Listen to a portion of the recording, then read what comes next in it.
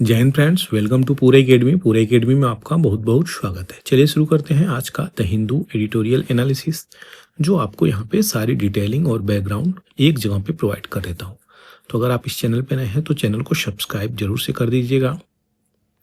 और दूसरी चीज़, अगर आपको पीडीएफ चाहिए दोस्तों तो कहाँ जाना होगा, वीडियो के डिस्क्रिप्शन बॉक्स में जाके आपको वहाँ पे टेलीग्राम लिंक मिलेगा, उसको आप ज्वाइन कर लीजिएगा। जैसे आप ज्वाइन करेंगे सारी की सारी डिजिटल नोट्स से लेके इम्पॉर्टेंट पीडीएफ आपको एक ही जगह पे प्राप्त हो जाएगी। तो वहाँ से आप सारा का सारा चीज़ें एसेस कर सकते हैं। यहाँ पे चलेंगे थंबनेल वाले आर्टिकल पे और देखेंगे क्या इश्यू निकल के आ रही है। पूरी अंबेडकर की जो कहानी और इस कर्मिसेस चल रही है रूलिंग पार्टी और अपोजिशंस को लेके पूरी डिटेलिंग में देखी जाएगी। साथ में आपको बता दें बैकग्राउंड जो अंबेडकर की है वो भी यहाँ पे दूंगा। वो सारी चीजों को हम लोग देखेंगे। तो यहाँ पे कहानी हुई क्या है, यहाँ पे जो कहानी हुई है वो क्या हुई है, आप लोग इस पिक्चर पे देख रहे होंगे। तो यहाँ पे बीजेपी के एमपी हैं, member of parliament Pratap Sarangi. ऐसा कहा जा रहा है कि ये इंजर्ड हो गए हैं। कैसे? तो पार्लियामेंट जो नया वाला बना है उसके बहुत प्रोमिनेंट गेट भी हैं। तो ऑलमोस्ट 6 गेट हैं वहाँ पे। एक गेट निकल के आ रही है मकर, जहाँ से एंट्री मारते हैं लोग अंदर, एमपी और वीआईपी जो भी लोग होते हैं। उसी पे बीजेपी यहाँ पे और इंडिया अलायंस, इन दोनों एमपी को लेकर के इस गेट के आसपास इश्यू हो गई। क्या कि ये अपना राहुल गांधी जी और इनके जो इंडिया अलायंस के मेंबर हैं, ये लोग एंट्री करना चाहते थे पार्लियामेंट के अंदर और ये अंबेडकर के फोटो के साथ जाना चाहते थे। तो यहीं पे गेट पे ही यहाँ पे मानकर चलिए बीजेपी के लोग और इन दोनों लोगों में अंदर जाने से इनको रोका भी गया और इन दोनों गुटों में काफी तनाव भी हुआ, जिसके कारण यहाँ पे कहा जा रहा है कि प्रताप सारंगी इंजर्ड हो गए।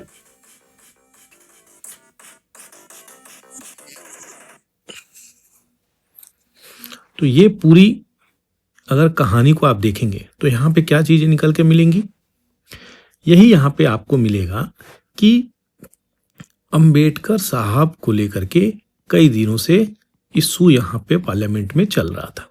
अब उस इश्यू को अगर देखेंगे आप तो आपको मिलेगा कि आखिर में अंबेडकर पे क्या ऐसी इश्यू निकल गई आज कि रिसेंटली इतना हैवी प्रोटेस्ट करने लगी ऑपोजिशंस। ठीक है, आ रहा है बात समझ में? तो आप सबसे पहले ये आप छोटा सा एक वीडियो क्लिप होगी उसको आप जरा देखिए, क्योंकि हैवी प्रोटेस्ट शुरू हो गया है और केवल पार्लियामेंट के सामने दिल्ली में नहीं, ये कई सारे स्टेट्स में जो भी अंबेडकर के समर्थक हैं वो भी यहाँ पे आए हुए हैं। तो इस वीडियो को आप देखिए और आपको समझ में आएगा कि पहले इश्यू यहाँ पे हुआ क्या है। तो 7 जन्मों तक स्वर्ग मिल जाता है। अभी एक फैशन हो गया है, अंबेडकर अंबेडकर अंबेडकर अंबेडकर अंबेडकर अंबेडकर। इतना नाम अगर भगवान का लेते हैं तो 7 जन्मों तक स्वर्ग मिल जाता है। अंबेडकर का अपमान नहीं चलेगा, अंबेडकर का अपमान नहीं चलेगा, नहीं चलेगा, नहीं चलेगा। अमित शाह माफी मांगो, माफी मांगो, माफी मांगो।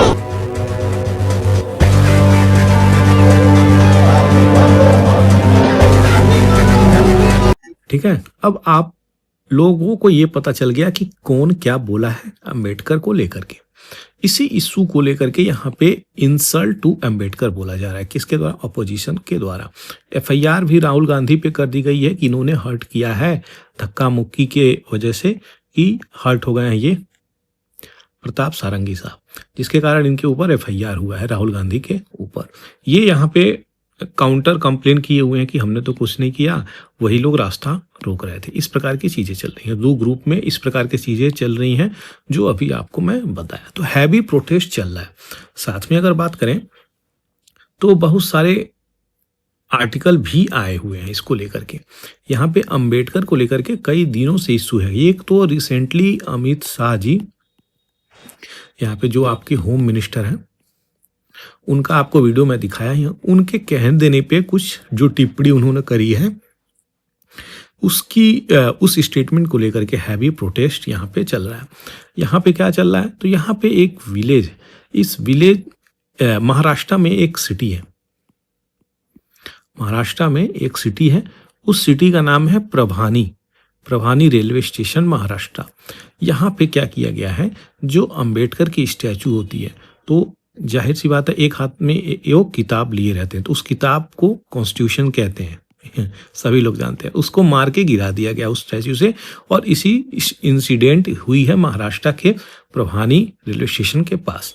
तो यहाँ पे इस सिटी में काफ़ी ज़्यादा कॉन्स्टिट्यूशंस के खिलाफ वाली चीज़ें चल रही हैं, जिसके कारण ये पूरा आर्टिकल निकल गया है। तो मैं सोचा इसको भी उसी के साथ मिला करके समझा जाएगा। तो ये इस प्रकार की चीज़ें बहुत पहले से चल रही हैं। अब आइडियोलॉजिकल फाइट हो तो चल सकती है, लेकिन क्या कॉन्स्टिट्यूशंस के अगेंस्ट में जा करके हम फाइट करेंगे, तो ये गलत बात है। कॉन्स्टिट्यूशंस को फॉलो कर करके आप फाइट करिए, अपनी आइडियोलॉजी को बनाइए, ये चीज़ें चल सकती हैं। दूसरी चीज़ें ये हैं, क्या रिलीजन वर्सेस कॉन्स्टिट्यूशंस अगर किया जाए तो यहाँ पे क्या कोई ऐसा आएगा जो रिलीजन को ही यहाँ पे सर्वोच्च मानेगा, जैसे इस्लामिक स्टेट में शरिया को फॉलो किया जाता है।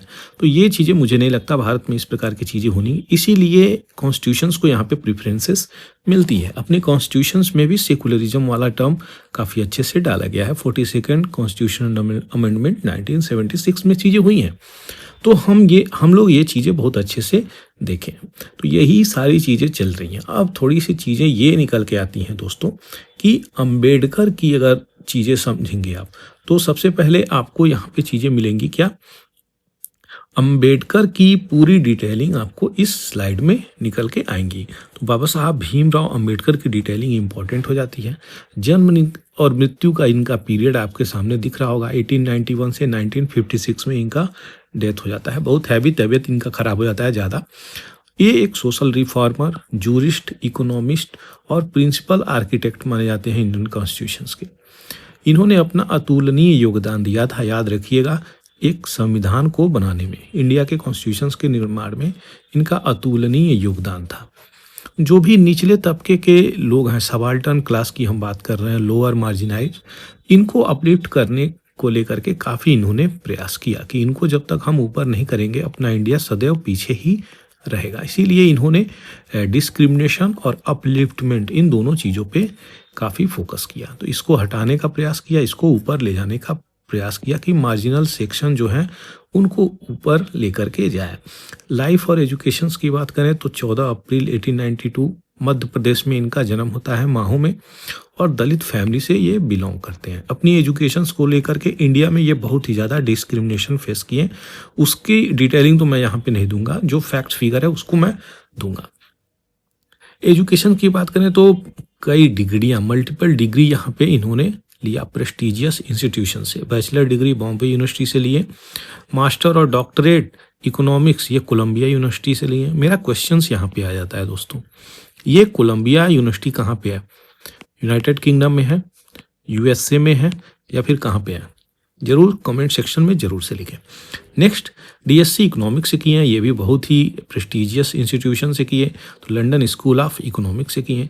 ये फर्स्ट इंडियन थे, याद रखिएगा, जिन्होंने डॉक्टरेट इकोनॉमी एब्रॉड जाके, विदेशों जाकर के, विदेश में जाकर के ये डिग्री हासिल की है। तो ये इनकी अचीवमेंट थी। अब रोल देखा जाए, फादर ऑफ इंडियन कॉन्स्टिट्यूशन जानते ही हम लोग, ये किस हिसाब से जस्टिस को, लिबर्टी को, इक्वलिटी को, फ्रेटर्निटी को अपने कॉन्स्टिट्यूशंस में इन्होंने पिरोया है। इनकी एक योगदान अतुलनीय है, ये तो हम सभी लोग जानते हैं। चैंपियन ऑफ सोशल जस्टिस कहा जाता है, पॉलिटिकल लीडर के रूप में भी जाने जाते हैं। First law minister of India कहे जाते हैं, यानी थे। फाउंड किया था इन्होंने क्या? शेड्यूल्ड कास्ट फेडरेशन, और बाद में ये रिपब्लिकन पार्टी ऑफ इंडिया बन गया। किस चीज़ को रिप्रेजेंट करता था ये? तो जो भी दलित सेक्शंस के लोग थे उनको। इकोनॉमिक इनका विजनरी भी था। तो इन्होंने अथर के रूप में बुक भी लिखा है, क्या? प्रॉब्लम ऑफ द रूपी, याद रखिएगा।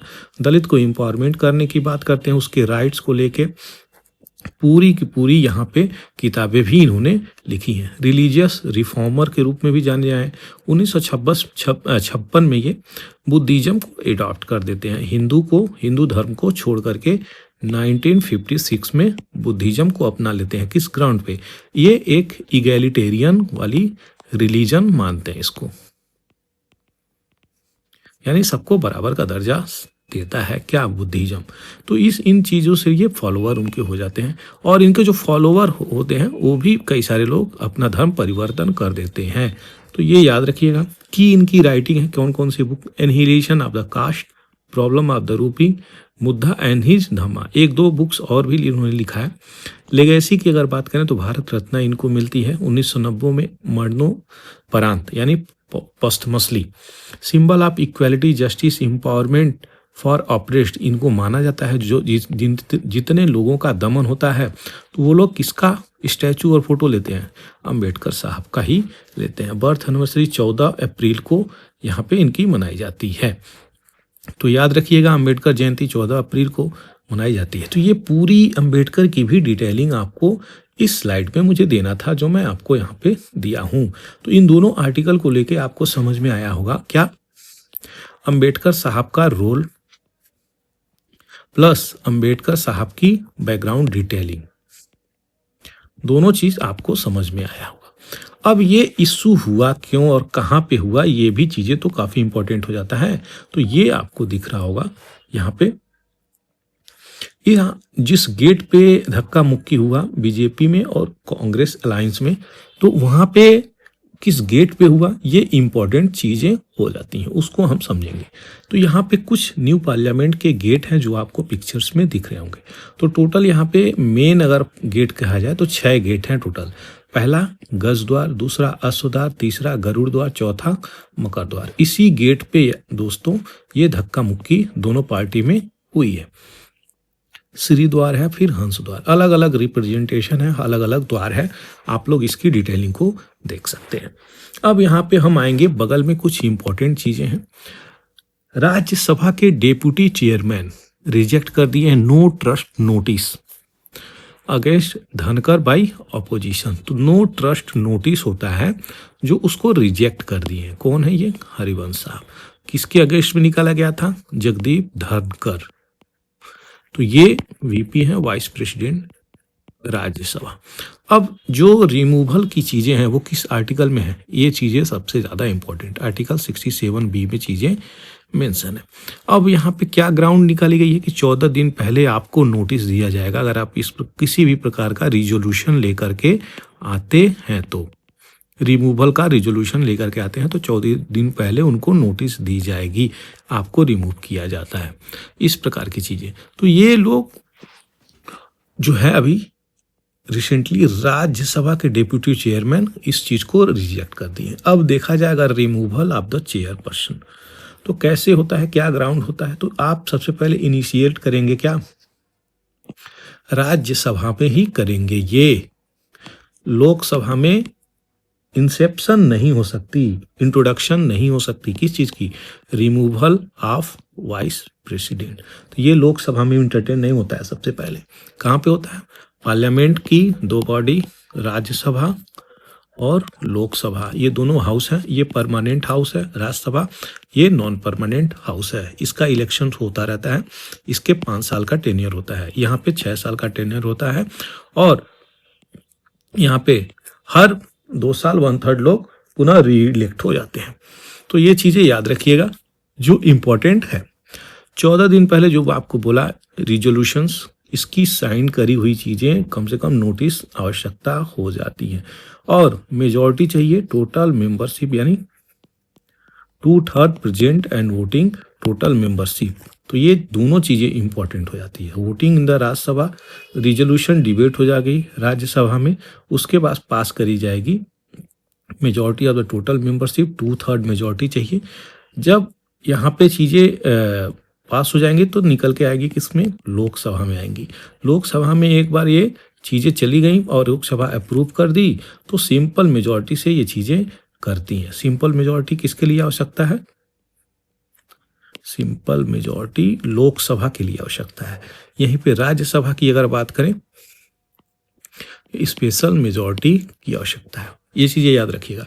तो ये चीजें जब वो अप्रूव करता है तो वाइस प्रेसिडेंट को माना जाता है कि ये रिमूव हो गए हैं, क्योंकि दोनों हाउस का यहाँ पे रोल होता है। अब जो चेयरमैन है उनको सीज किया जाता है, मतलब वो अपनी पद से उनको रिमूव किया जाता है। ये चीज़ें किस में मेंशन है? आर्टिकल 67 में है। ये जो कॉम्प्लेक्स प्रोसीजर है इसी में मेंशन है, इसी को लेकर के यहाँ पे बातें चल रही हैं। तो 67B में अगर बोले तो 67B में ये चीज़ें मेंशन है, impeachment of VP vice president, ये याद रखिएगा। तो यही चीज़ें थी जो मुझे आपको यहाँ पे बतानी थी और पूरी डिटेलिंग को देनी थी। तो आशा करता हूँ जो भी डिटेलिंग यहाँ पे दिया वो आपको समझ में आया होगा। दोस्तों, अगर आप इस चैनल पे नए हो तो चैनल को सब्सक्राइब कर सकते हैं और अपडेट जो भी डालता हूँ वो आपको आसानी से प्राप्त तभी होगा जब यहाँ पे बेल आइकन आप दबा दीजिएगा। फेसबुक जैसे प्लेटफॉर्म पे इसको शेयर कर सकते हैं अगर आप फेसबुक ऑपरेट करते हैं तो। चलिए आगे बढ़ते हैं और देखेंगे क्या इंपॉर्टेंट यहाँ पे एडिटोरियल है, वो चीज़ें देखी जाएगी और समझी जाएगी।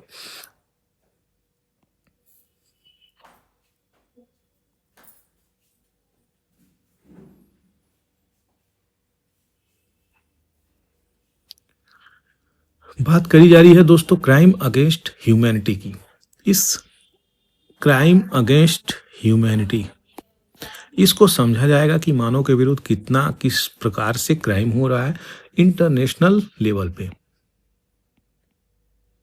इंटरनेशनल लेवल पे वो जो चीज़ें हो रही हैं उसको कैसे हम कम कर सकते हैं। Recently UNGA general assembly United nation की, वहाँ पे कुछ मीटिंग हुई है, मीटिंग में कुछ निकल के आया है, क्योंकि 5 से 6 साल पहले ये सारी चीज़ें चल रही थी। तो अभी रिसेंटली मीटिंग से आउटपुट निकल के आया है कि कैसे हम जो ह्यूमन को लेकर के, सिविलियन को लेकर के ग्लोबल लेवल पे प्रॉब्लम आ रही है उसको हम रिजॉल्व कर सकते हैं, सही कर सकते हैं।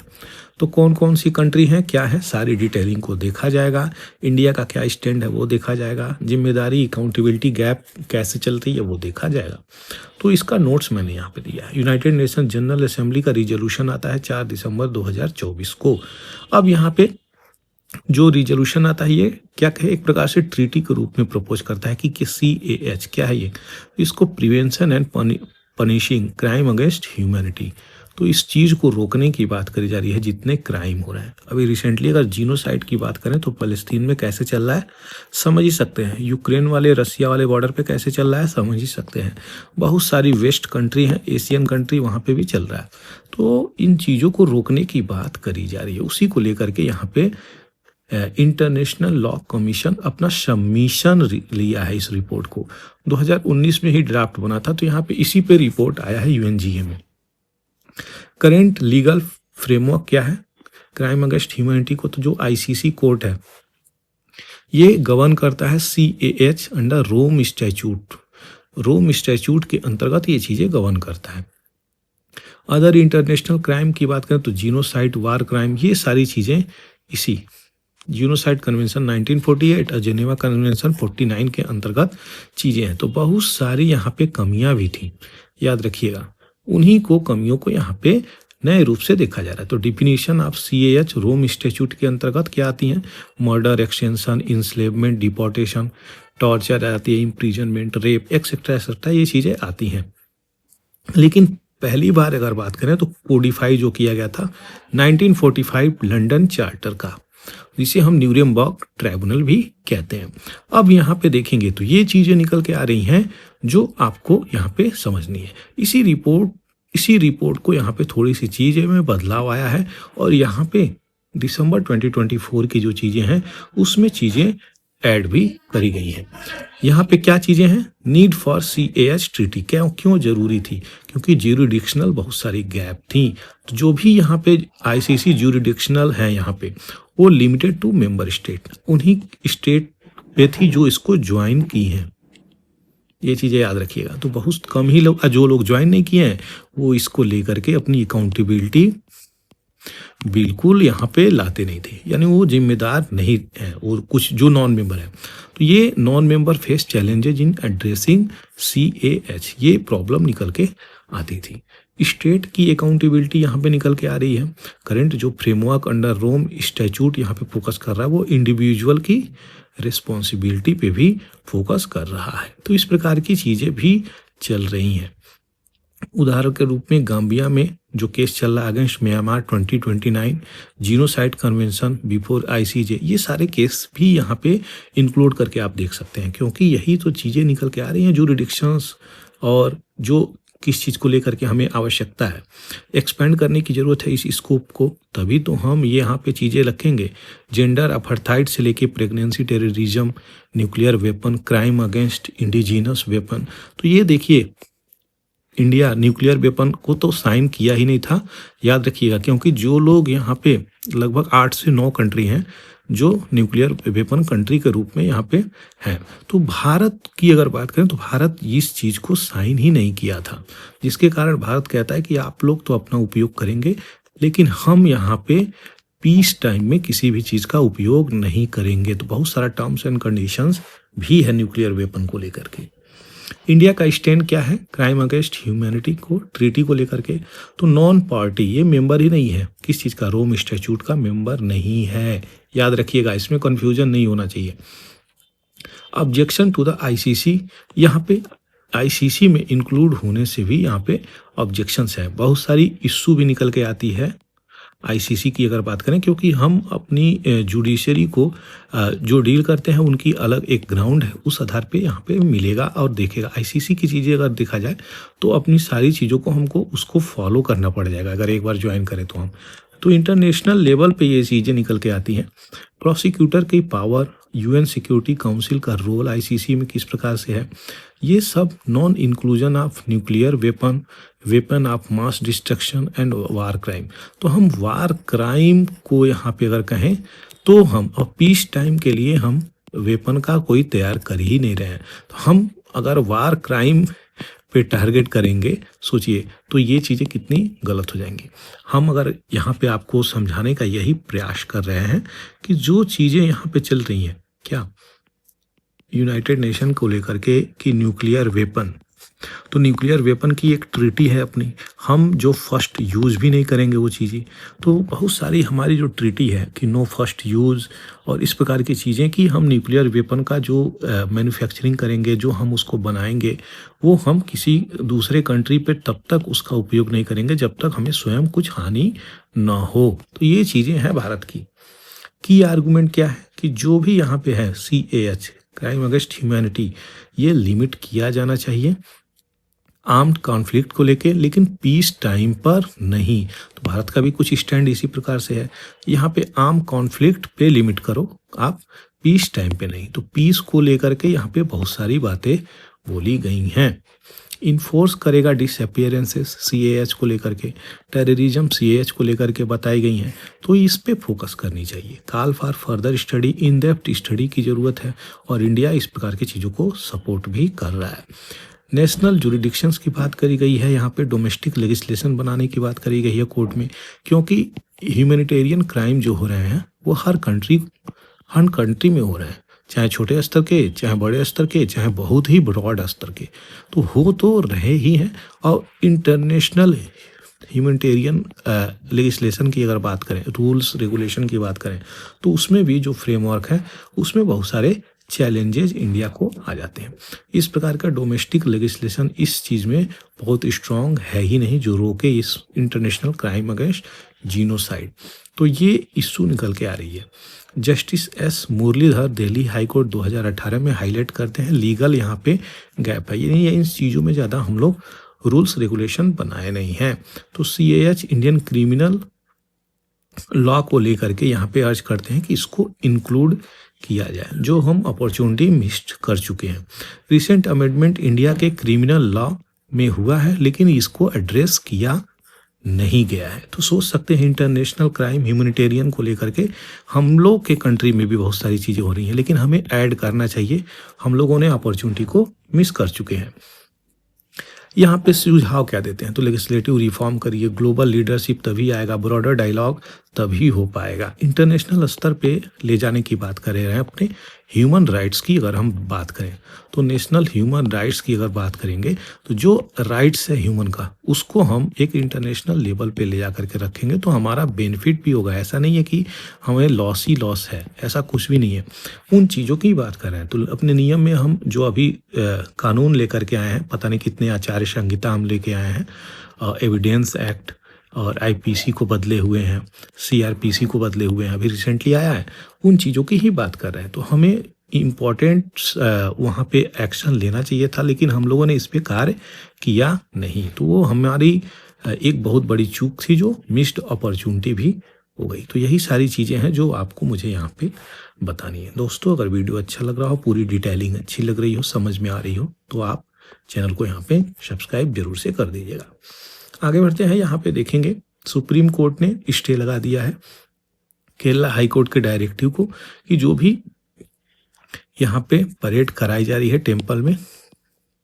टेम्पल फेस्टिवल में, वो यहाँ पे एक बैलेंसिंग एक्शन लेकर निकल के आ रही है। तो केरला हाई कोर्ट यहाँ पे एक्शन ले रही थी, तो यहाँ पे बैलेंसिंग एक्ट के रूप में स्ट्राइकिंग किया है क्या, सुप्रीम हाई कोर्ट। तो ये लोग परेड कराते हैं। क्या बातें बोली जा रही थी यहाँ पे, तो यहाँ पे बोली जा रही थी कि जो एलिफेंट है, यहाँ पे दिख रहा होगा आपको, एलिफेंट को कम से कम एक निश्चित डिस्टेंस पे रखना चाहिए, ऑलमोस्ट 3 मीटर का गैप। तो एक एलिफेंट यहाँ पे है, एक एलिफेंट पे यहाँ पे 3 मीटर का गैप, सोचिए कितना गैप होगा। तो ये चीज़ें कह रहे हैं एक मानव एनिमल राइट्स को लेकर के। तो ये चीज़ें होनी चाहिए, लेकिन यहाँ पे इसको नकारा गया है।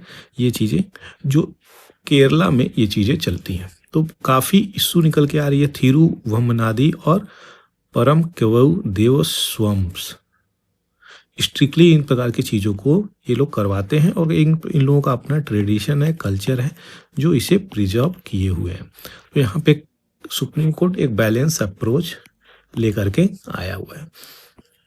आगे बढ़ते हैं। यहाँ पे देखेंगे पॉजिटिव डायरेक्शन की बात करी गई है। इंडिया और चाइना की तो डिटेलिंग पिछले ही वीडियो में अच्छे से मैं दिया था, काफ़ी सारे इशू इस स्लाइड में आपको मैं समझाया था। अगर सही प्रकार से देखेंगे तो ये अक्साई चीन वाला रीजन है, और ये वाला पार्ट पाकिस्तान चाइना को दे दिया था 1963 में। इसका मैकमोहन वाले इशू पे भी काफ़ी बॉर्डर डिस्प्यूट होता है इंडिया और चाइना के बीच में। तो ये जो पार्ट है, यहाँ पे आप अच्छे से देख रहे होंगे, काफ़ी इशू निकल के आ रही है। ये पाकिस्तान ऑक्युपाइड वाला रीजन है, ये आज़ाद कश्मीर है, ये अपना प्यारा इंडिया। यहाँ पे इस आर्टिकल में क्या कहा जा रहा है, तो कुछ ज़्यादा चीज़ें हैं नहीं यहाँ पे बताने को। रिसेंटली अजीत डोभाल साहब कहाँ पहुँचे थे, बीजिंग पहुँचे थे विजिट पे, और वहाँ पे यांग यी जो वहाँ के फॉरेन मिनिस्टर हैं, उनसे मुलाकात की है। तो कुछ मुद्दों पे सहमति हुई है, जैसे कैलाश मानसरोवर की यात्रा को रिज्यूम करने का प्रावधान किया गया है, और भी कई सारी चीज़ों पे जर्नलिस्ट का एक्सचेंजेज होगा, और स्टूडेंट वीज़ा में लिबरलाइजेशन होगा, सिक्किम से ट्रेड का सिस्टम चालू होगा बॉर्डर पे, ये सब चीज़ें चलेंगी। लेकिन जो फ्लाइट की थी, फ्लाइट उस पर विचाराधीन अभी भी है कि डायरेक्ट फ्लाइट चाइना तक हो, उस पर अभी भी विचाराधीन है। तो ये एक पॉजिटिव डायरेक्शन है। लाइन ऑफ एक्चुअल कंट्रोल पे जो डी एस्केलेशन है, इन्हीं की बात करी जा रही है, इन्हीं की बात करी जा रही है। तो ये इन जगहों पे डी एस्केलेशन, यानी जो छोटे छोटे लड़ाइयाँ हुई थी 2020 में प्लस 2017 में, ये डोकलाम का केस था, ये गलवान वैली का केस था, इन जगहों पे जो लड़ाइयाँ हुई थी, वो अब वहाँ से हम आगे बढ़ रहे हैं। तो डिसएंगेजमेंट की तरफ हम आगे बढ़ रहे हैं, नॉर्मेलसी की तरफ आगे बढ़ रहे हैं। तो देखते हैं कि इस प्रकार से ये चीज़ें होंगी। रिसेंटली नेक्स्ट SCO समिट अगर देखा जाए तो यह चाइना यहाँ पे होस्ट करेगा, और देखा जाएगा तो किस प्रकार से, हर प्रकार से अगर देखेंगे हम अगर रिसेंटली, तो SCO की जो मीटिंग होती है, ब्रिक्स की मीटिंग होती है, बहुत सारे मीटिंग पे इंडिया और चाइना दोनों आपस में मिलते रहते हैं। तो वहाँ पे बीच बीच में टॉक्स होती रहती है।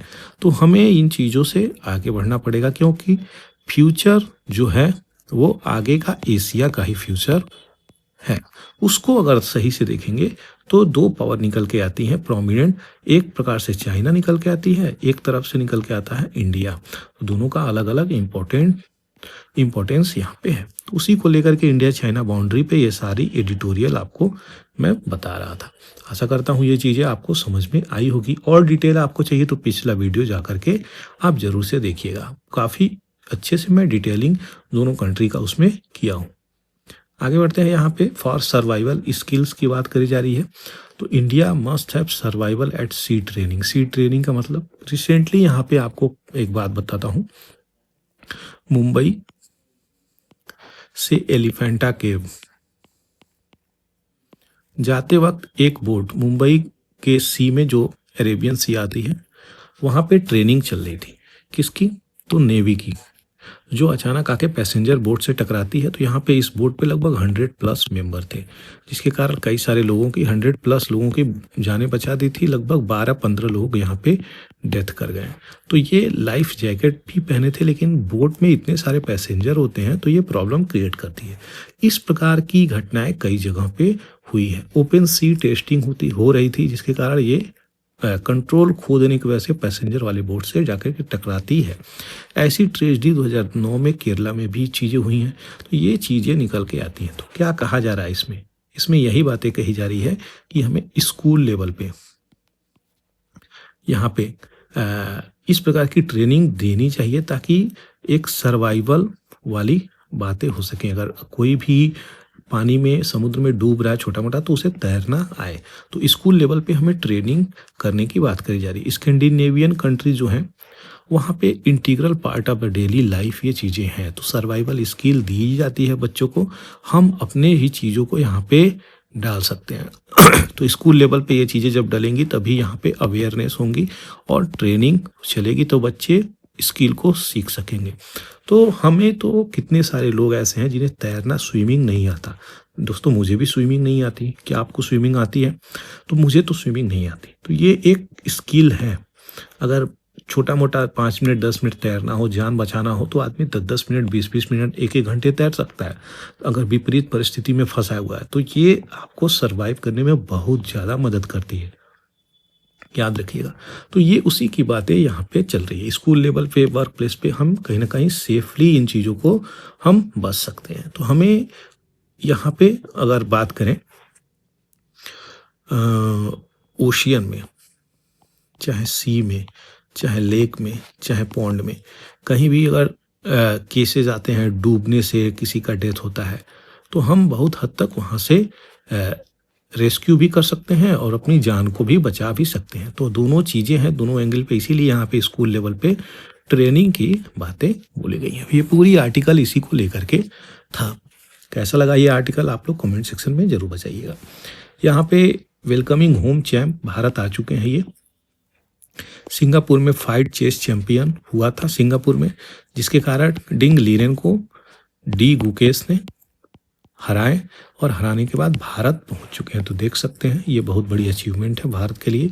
और कौवा था वो 18वां चेस वर्ल्ड चैंपियनशिप था, तो जो एक प्रकार से भारत के लिए अचीवमेंट है। ये दूसरे ऐसे भारतीय हैं आनंद के बाद, विश्वनाथन आनंद, जो इस प्रकार का अचीवमेंट भारत में लाए हैं। तो सेकेंड इंडियन है, याद रखिएगा। पहली बात, डी गुकेश कहाँ से निकल के आते हैं? तमिलनाडु, चेन्नई से निकल के आते हैं।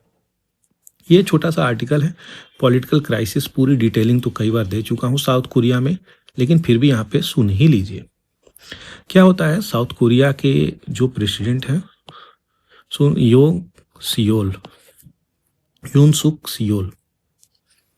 यून सुक सियोल, ये क्या कर देते हैं, मार्शल लॉ लगा देते हैं, यानी मिलिट्री रूल लगा देते हैं। पार्लियामेंट के सामने कुछ लोग प्रोटेस्ट करते हैं उसी पे, तो कुछ ही शॉर्ट टाइम के लिए होता है, फिर इसको रिवॉक कर दिया जाता है, हटा दिया जाता है।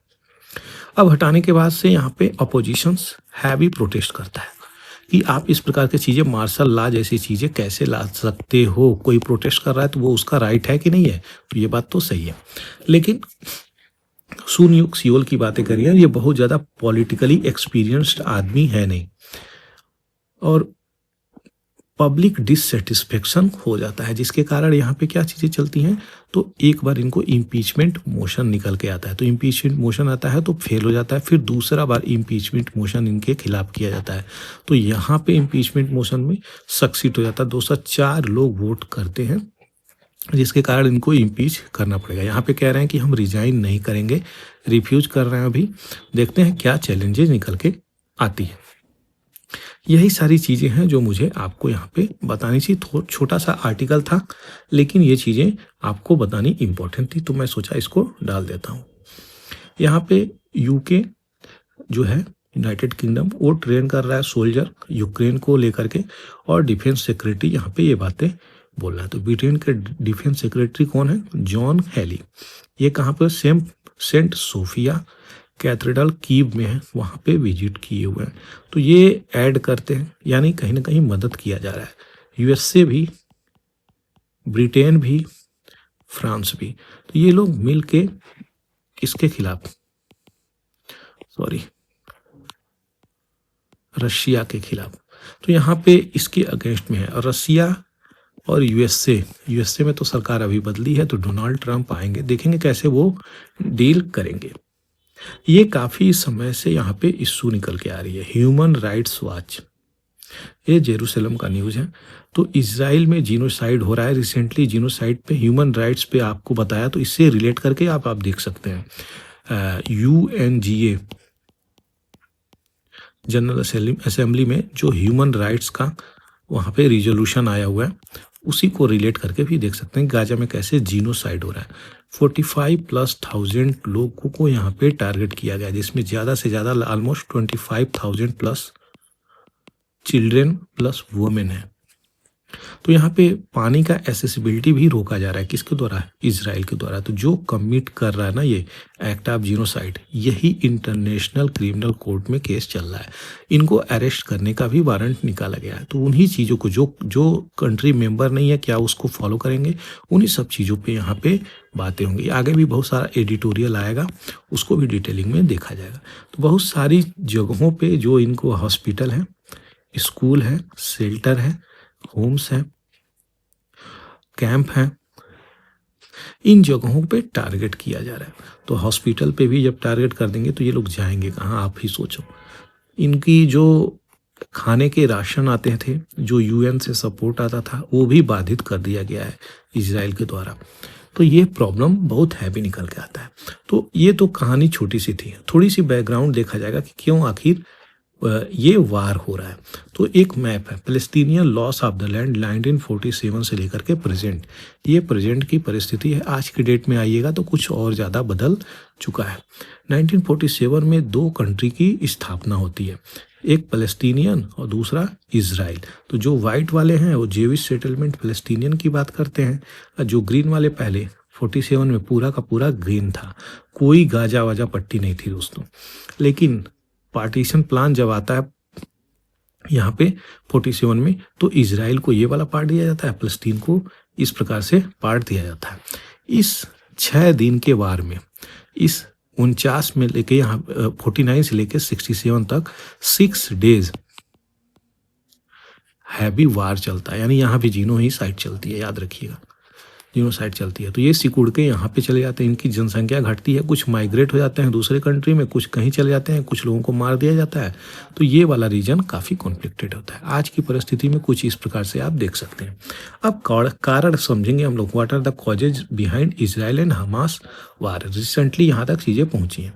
तो कॉन्फ्लिक्ट इजराइल और हमास को अगर देखेंगे तो ये बहुत कॉम्प्लेक्स कारण है, लंबे समय से ऐतिहासिक चल रही है। सबसे पहले टेरिटोरियल डिस्प्यूट, पॉलिटिकल और रिलीजियस डिस्प्यूट तो है ही। ये वाला रीजन जो है दोस्तों, फलस्तीन का जेरूसलम वाला रीजन, काफ़ी रिलीजियस प्लेसेस के रूप में माना जाता है। तो की कॉजेज क्या है? हिस्टोरिकल कंटेंट्स में पार्टीशन हुआ था 1947 में, जिसके कारण यहाँ पे इशू निकल के आती हैं। ऑक्यूपेशन ऑफ टेरिटरी 1967 में देखेंगे, यहाँ पे 6 डेज वार फलस्तीनियन की निकल के आती है। ब्लॉकेड ऑफ गाजा 2007 में ये चीज़ें चलती हैं, हमास टू कंट्रोल गाजा, और Israel Egypt have impose blockade. तो ये दोनों साइड से इसको सपोर्ट करते हैं, इजराइल को, इजिप्ट और जॉर्डन, क्योंकि इनके साथ ये ट्रीटी कर लिए हैं। तो ये प्रॉब्लम निकल के आ रही है। आइडियोलॉजिकल डिवाइड है हमास चार्टर और इजरायली पॉलिसी को लेकर के। रिलीजियस और कल्चरल टेंशन है जेरूसलम और मुस्लिम क्रिश्चियन को लेकर के। तो आपको यहाँ पे मैं सारी चीज़ें यहाँ पे दे दिया हूँ। मिलिट्री क्लैशेस चलती रहती हैं इजराइल डिफेंस फोर्स और हमास में।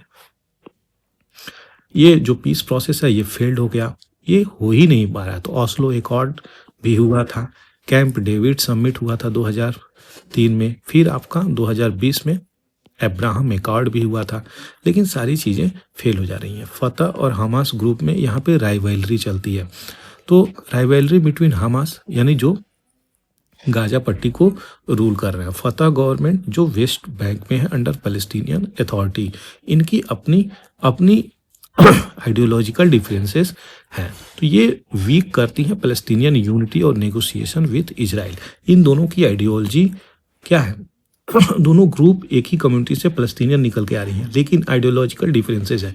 ये ग्रुप कहती है कि पैलेस्टीनियन एक कंट्री है और इसकी पूरी राइट्स ही इसको मिलनी चाहिए। ये ग्रुप नेगोशिएट कर जाती है इजराइल से, और वेस्ट बैंक में यहाँ पे चीज़ें इसी की बात कर रहे हैं, इसी लोकेशन की। तो इस लोकेशंस पे ये चीज़ें डिमांड रखती हैं। एक्सटर्नल इन्फ्लुएंसेस की बात करी जाए तो रीजनल पावर, जैसे कि ईरान सपोर्ट करता है हमास को और फिनेंशियली मिलिट्री सहायता भी देता है। वहीं पे इजिप्ट और जॉर्डन इजराइल से ट्रीटी करे बैठे हैं, शांति समझौता करे बैठे हैं, क्योंकि इनको भी इजराइल हरा चुका है ना। तो ये लोग जानते हैं कि इजराइल पावरफुल इतना है कि उसके सामने टिकेगी नहीं किसी की। तो ये कहानी बहुत जियोपॉलिटिकल एस्पेक्ट्स को देखेंगे आप, तब आपको चीज़ें समझ में आएंगी। इंटरनेशनल डायनामिक्स की बात करें तो यूएस सपोर्ट करता है, ये हम लोग सभी लोग जान रहे हैं। अरब वाली कंट्री, मुस्लिम कंट्री को बैक करती हैं पैलेस्टीनियन, तो ये मुस्लिम कंट्री है, इनको बैक करती है। शिफ्टिंग अलायंस हो रही है, अरेबिया अब्राहम एकॉर्ड बताया ही मैं। तो ये डोनाल्ड ट्रंप ही करवाए थे, याद रखिएगा। बहुत सारी कंट्री इसमें थी, 4 से 5 कंट्री थी इसमें अब्राहम एकॉर्ड में। तो ये डोनाल्ड ट्रंप की सहायता से यहाँ पे पीस पूरी थी, लेकिन अब आ गए हैं पुनः डोनाल्ड ट्रंप। तो हम लोग देखेंगे कैसे वो इसको रिजॉल्व कर रहे हैं। तो पूरी चीज़ें यहाँ पे निकल के आएंगी। आशा करते हैं जो भी इशू यहाँ पे थी, कॉजेज ऑफ पैलेस्टीनियन, आपको आसानी से समझ में आया होगा। कोई भी इशू और क्वेश्चंस हो दोस्तों तो कमेंट सेक्शन में जरूर से लिखें। मेडिटेरेनियन के पास इस वाले रीजन पे ज़्यादा इशू निकल के आ रहा है, यही लोकेशन की हम बात कर रहे थे। तो आशा करते हैं चीज़ें समझ में आई होगी। दोस्तों समझ में आई है तो चैनल को जरूर से सब्सक्राइब कर दीजिएगा और इन प्लेटफॉर्म पे शेयर भी कर सकते हैं। Thank you for watching the Hindu editorial analysis. जय हिंद, जय भारत।